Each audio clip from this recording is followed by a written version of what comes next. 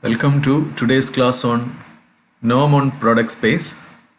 So we are going to define norm on a product space. It is defined through the theorem. Let norm J be a norm on the linear space Xj for J is equal to 1 to etc. m.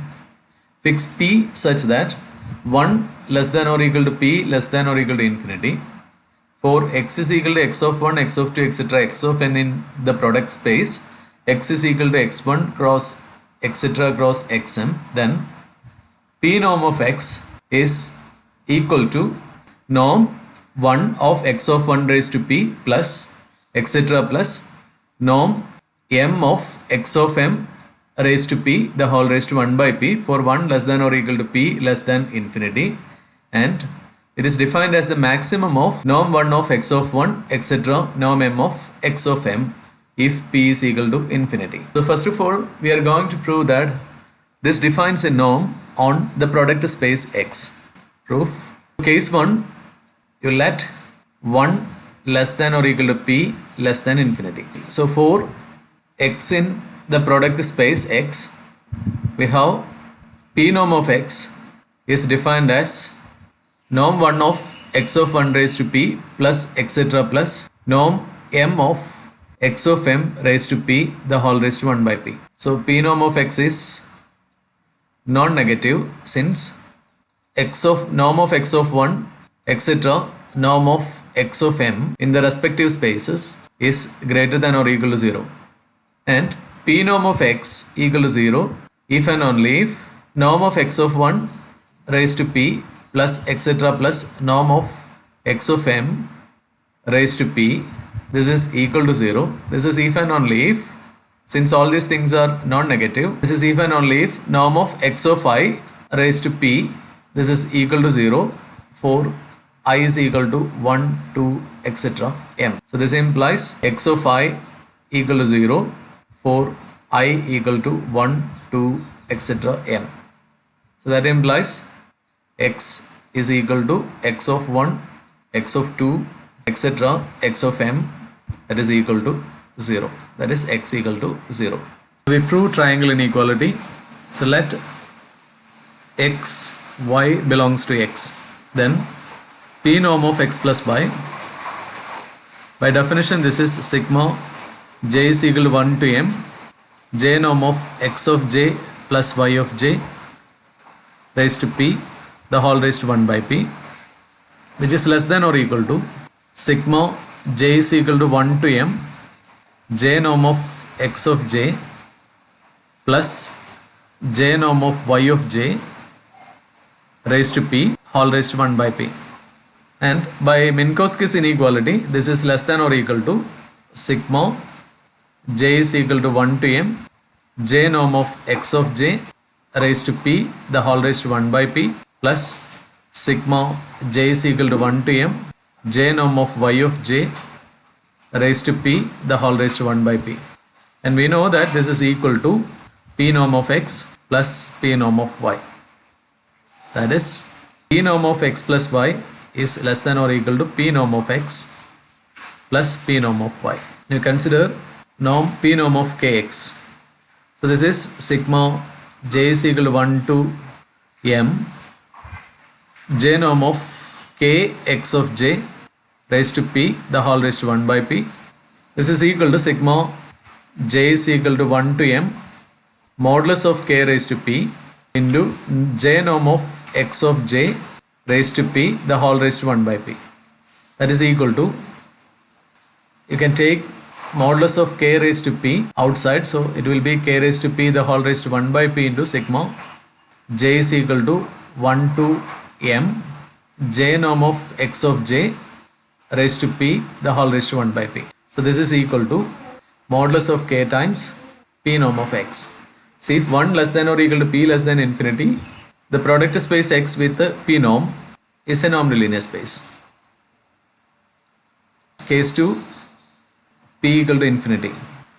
We have infinite norm of x is equal to maximum of j norm of x of j such that j is equal to 1, 2, etc. m. We have infinite norm of x is greater than or equal to 0 since j norm of x of j is greater than or equal to 0 for j is equal to 1, 2, etc. m.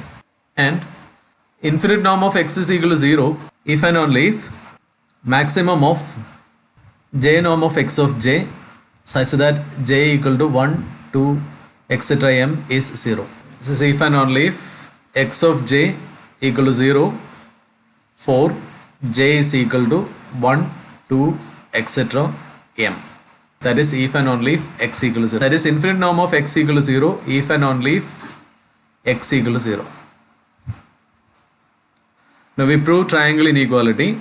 So for you let x, y belongs to x, then you know p norm of x plus y, j norm of x of j plus y of j, j is equal to 1.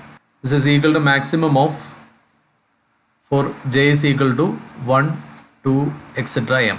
And this is by applying triangle inequality here, you can see that this is less than or equal to maximum of j norm of x of j plus j norm of y of j for j is equal to 1, 2, etc. m. And that is less than or equal to maximum of j norm of x of j for j is equal to 1, 2, etc. m plus maximum of j norm of y of j for j is equal to 1, 2, etc. m. Therefore, we get p norm of x plus y is less than or equal to, and this quantity is p norm of x plus this one is p norm of y. P norm of kx, this is equal to maximum of j norm of kx of j for j is equal to 1, 2, etc. m, and this is equal to maximum of modulus of k into norm x of j, j norm of x of j for j is equal to 1, 2, etc. m, and this is equal to modulus of k times maximum norm j norm of x of j such that j is equal to 1, 2, etc. m, and this is equal to modulus of k times p norm of x. The product space x with p norm for 1 less than or equal to p is a normed linear space. Now we have to show that xn converges to x in x if xn of j converges of j in xj. So here also you let case 1, let 1 less than or equal to p less than infinity, and let xn converges to x in x. Now we have xn converges to x in x if and only if p norm of xn minus x tends to 0. If and only if sigma j is equal to 1 to m, j norm of xn of j minus x of j raised to p the whole raised to 1 by p tends to 0. This is if and only if xn of j minus x of j tends to 0. This is if and only if xn of j converges to x of j. That is, if 1 less than or equal to p less than infinity, xn converges to x in x if and only if xn of j converges to x of j in xj. Now we let p equal to infinity. Then xn converges to x in x if and only if infinite norm of xn minus x converges to 0. This is if and only if maximum of j norm of xn of j minus x of j such that j is equal to 1, 2, etc. m tends to 0, which holds only if j norm of xn of j minus x of j tends to 0 for is equal to 1, 2, etc. m. That is, if and only if xn of j converges to x of j in xj for j is equal to 1, 2, etc. m. That is, we have proved xn converges to x in x if and only if xn of j converges to x of j in xj for j is equal to 1, 2, etc. m. This proves the theorem. That's all for the day.